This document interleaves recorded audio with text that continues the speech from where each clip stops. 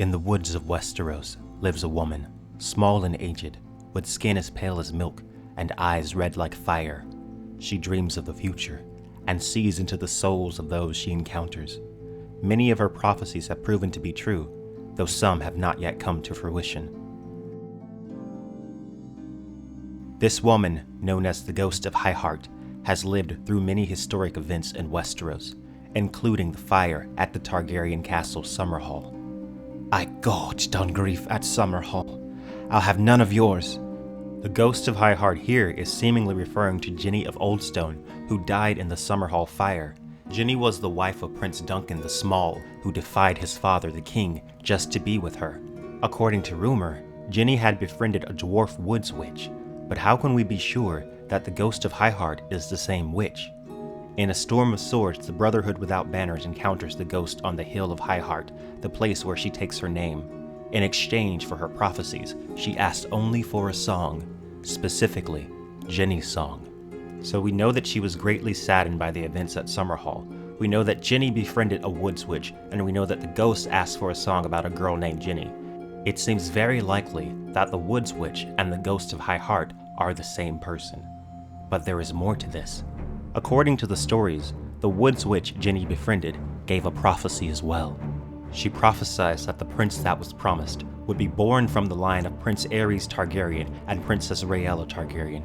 When Jaehaerys II caught wind of this prophecy, he declared that the two children be married. This would mean that the Ghost of Highheart had a greater influence on Westeros than it would seem on the surface. Without her prophecy, Aerys may have not married Rhaella, and Rhaegar, Viserys, Dany, even perhaps Jon, would not have been born. According to the Ghost of Highheart, her visions come to her in dreams, and she believes they are sent by the old gods. The old gods stir, and will not let me sleep. We know that atop Highheart lies a circle of chopped down weirwood trees. We do not know what this place was once used for, but it was likely a place of great power for the children of the forest. If the Ghost of Highheart is hearing whispers from the old gods, this could mean only one thing. The children of the forest are involved in some way. Take a closer look at Ginny of Oldstone, and the story seems to clear even more. Prince Duncan discovered her whilst traveling through the Riverlands. She lived rather crudely, half wild amongst ancient ruins, and claimed herself to be descended from ancient kings of the First Men. The small folk in the villages near Ginny's ruins mocked her, however, insisting that she was mad, and perhaps even a witch. Ginny and the ghost have appeared to be very close. The ghost even accompanied Ginny to court, according to the World of Ice and Fire. And even more strangely, Ginny herself claimed that the woman was a child of the forest. Though different in appearance, the Ghost of Highheart has a few physical indicators that would tie her to the children. Bloodraven told Bran that amongst the children of the forest, most had green or yellow eyes, but 1 in every 1,000 had red eyes and was a green seer. The ghost has red eyes. The children are also said to be as small as children. The ghost is described as a dwarf woman. Is it possible that she has close ancestry with the children? But how could this be possible, when the children have not been seen in Westeros for thousands of years? They may have not been seen, but that does not mean that they were not there. According to Leaf, one of the children of the forest, she had traveled the lands of Westeros hidden in the shadows for at least 2 centuries. Leaf was born in the time of the dragon, meaning during the reign of the Targaryen kings, and left Westeros with a wary heart. Leaf is also the only one of the children of the forest in Bloodraven's cave that speaks the common tongue.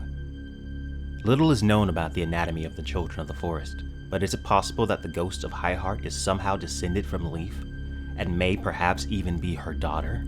This would explain why she left Westeros with a wary heart, knowing that she left her child behind.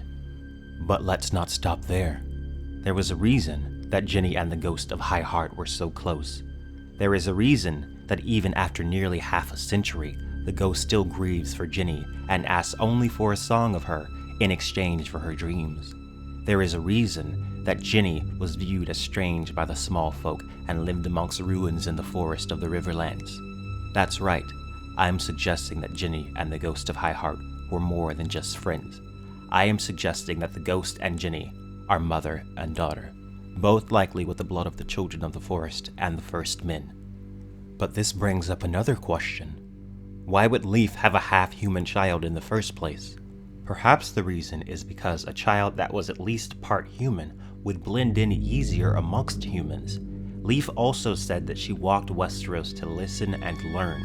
It would make sense that after she retreated back into the far north, that the children would want someone else in the south to keep an eye on humanity.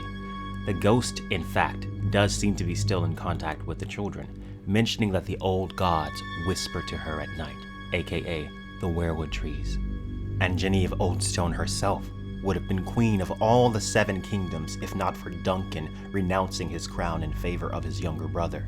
At the center of all the kingdom's politics and drama, she would have been the perfect spy for the children of the forest. It would have been the perfect place for her to listen and learn, just as Leaf had done for 200 years. But her life was instead claimed by the fires at Summerhall. Now only her songs remain, and the withering ghost of Highheart. Thank you guys for watching. If you like this content, make sure you check out my Patreon and like and subscribe for more ideas of Ice and Fire.